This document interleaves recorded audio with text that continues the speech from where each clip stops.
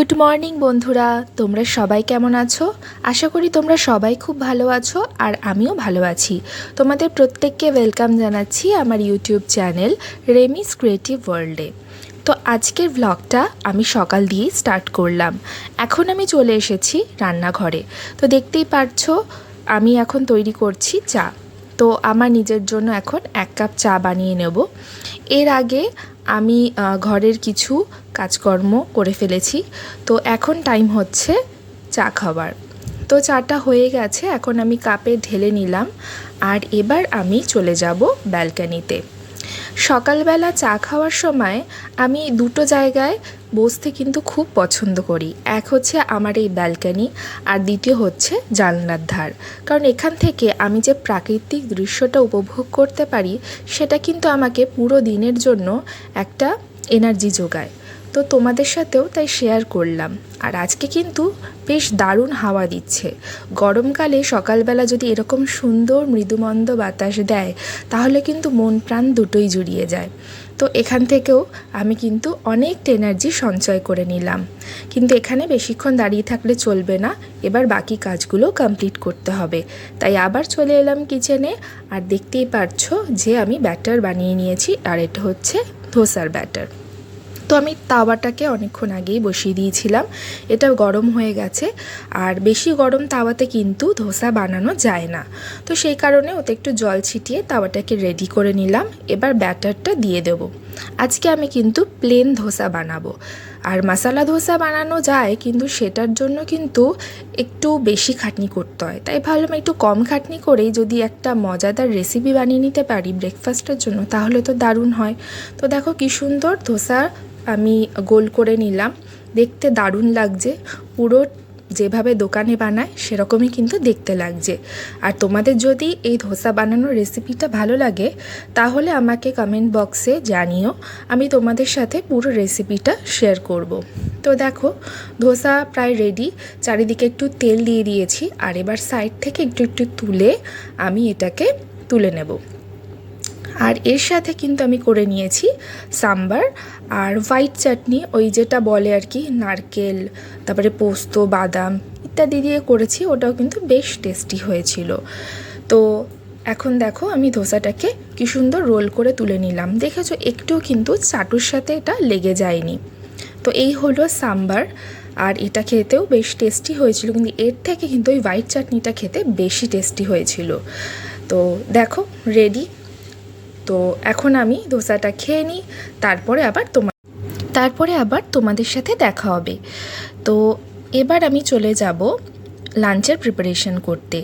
তো আজকে নিয়ে আসা হয়েছিল চারাপোনা মাছ, তো সেটাতে ভালো করে নুন হলুদ মাখিয়ে নিলাম।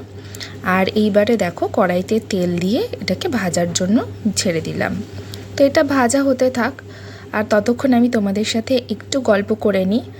তো ওয়েদারটা তো বেশ ভালো, কিন্তু আমি মনে করছি এই ওয়েদারে একটু অন্যান্য কাজগুলোও যদি করে নেওয়া যায়, কারণ বেশি গরমের মধ্যে বেশি কাজ করতে গেলে একটু তো অসুবিধা হয়। সেজন্য ভাবলাম আজকে একটু ঘরদোর ঝাড়পোছ করে নেওয়া যাক। তো দেখো এখানে আমি ঝাড়ু নিয়ে চলে এসেছি। জানলার ধারে বা উইন্ডো পেনগুলোতে যে ঝুল বা ধুলো জমেছে সেগুলো ভালো করে ঝেড়ে নিচ্ছি। আর এরপরে আমি ফ্যানটাও কিন্তু পরিষ্কার করে নেব। আসলে এখানে যতই ঝুল বা ধুলো ঝাড়া হোক না কেন, এত ধুলোবালি ওড়ে ফাঁকা জায়গা বলে, সেজন্য কিন্তু প্রায়শই এভাবে পরিষ্কার করে নিতে হয়। তো দেখো এটা এবার মোটামুটি ঝাড়া হয়ে গেছে ঠিকঠাক। প্রায় কিছুদিন পরপরই এরকমভাবে ঝেড়ে নিতে হয়, না হলে ধুলো জমতে থাকে। আর এবার ফ্যানটাকেও পরিষ্কার করে নিচ্ছি। তো হয়ে গেছে আমার ঝাড়পোছ করা। আর এবার আমি স্নান করে চলে এসেছি, জামা কাপড়গুলো মেলে দিয়েছি। আর যেহেতু ঘরে ঝাড়পোছ করেছি, তো সে কারণে কিন্তু ওই চাদরটা একটু ময়লা হয়েছে, সেজন্য আমি মনে করলাম যে চাদরটাও ধুয়ে দিই। তো এখন সব কাচাকুচি কমপ্লিট, কিন্তু একসাথে সবটা ব্যালকনিতে মেলা সম্ভব নয়। ওগুলো শুকিয়ে যাওয়ার পর চাদরটা আমি মেলে দিয়েছি। তো এবার এর মাঝখানে আমি একটু অন্যান্য কাজ সেরেছি, তার মধ্যে আমি পুজোও করে নিয়েছি। তো এইভাবে আমার দুপুরটা কাটলো। পুজো করার পর লাঞ্চটা করলাম, তারপরে চলে যাব ডিরেক্ট সন্ধেবেলা।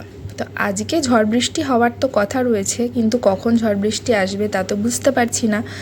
তো একটু আমার প্রয়োজন ছিল তাই বাইরে বেরিয়েছিলাম, আর সামনেই দেখলাম একটা ছোট্ট নার্সারি, তাই ভাবলাম ওটা একটু ভিজিট করে আসি। তো নার্সারি দেখলে তো আমার মন সবসময় ভালো হয়ে যায়, তোমাদের কেমন লাগে জানিও। এখানে এত সুন্দর ফ্লাওয়ারিং প্লান্টস রয়েছে, তার সাথে অনেক ইনডোর প্লান্টস ছিল। তো এগুলো দেখতে তো দারুণ লাগছিলো, মনে তো হচ্ছিলো সবগুলোই নিয়ে চলে যাই, কিন্তু সেটা পসিবল নয়। এক তো নিয়ে যাওয়াও অসুবিধা, দ্বিতীয়ত এগুলো কিন্তু অনেক দামি। তো দেখেই মন ভরালাম, আর এখান থেকে দু একটা গাছ আমি নিয়ে নিলাম। আর এখানে কিন্তু এই দাদা এই যে প্ল্যান্টারগুলো সেগুলো কিন্তু বিক্রি করেন। তো বেশ সুন্দর লাগলো, সেজন্য তোমাদের সাথেও শেয়ার করলাম। তো এবার চলে এসেছি বাড়িতে, আর দেখো শুরু হয়ে গেছে কিন্তু সেই কালবৈশাখী। আমাদের কাছে এইরকম বাষ্প জমে গেছিলো, তো ভাবলাম আমরা একটু আমাদের নামটা লিখি। তো এবার বাইরে কিন্তু চলছে প্রচণ্ড মানে বজ্রপাত, দেখে অত বুঝতেই পারছো কীরকম লাইটনিং হচ্ছে। তোমাদের সাথেও সেই ভিডিওটা ক্যাপচার করে শেয়ার করলাম। তো দারুণ মানে ঝড় বৃষ্টি হচ্ছে। একটু ভয় লাগছিল যে বাইরে যাতে কারোর কোনো ক্ষতি না হয়, কারণ যে হারে বিদ্যুৎ চমকাচ্ছে, বাজ পড়ছে, তাতে কারোর যেন ক্ষতি না হয়। কিন্তু অনেক দিন পর এরকম ঝড় বৃষ্টি হওয়াতে মানুষ কিন্তু স্বস্তির নিঃশ্বাস ফেলেছে। তো দারুণ লাগছিল, ওয়েদারটা খুব তাড়াতাড়ি কিন্তু ঠান্ডা হয়ে গেল, আর দৃশ্যটা দেখতে তো আমার অপূর্ব লাগছিল। আমি মনে করলাম তোমরাও হয়তো সেটা দেখতে পছন্দ করবে, সেজন্য আমি তোমাদের সাথে এই ভিডিওটা শেয়ার করলাম। আর এবার চলে এসেছি আমি, দেখো এটা জানলা, যেখানে আমি বলছিলাম সকালবেলা যে জানলা থেকে আমার দৃশ্য দেখতে ভালো লাগে, তো এটা হচ্ছে সেই জানলা থেকে দেখা দৃশ্য। আর এবার চলে এসেছি ব্যালকানিতে। তো দারুণ বৃষ্টি হচ্ছে, প্রচণ্ড মানে গরম পড়েছিল, তো এইটা হচ্ছে সেই স্বস্তির বৃষ্টি। তো আজকের মতো ভিডিওটা আমি এখানেই এন্ড করছি, দেখা হবে তোমাদের সাথে নেক্সট ব্লগে।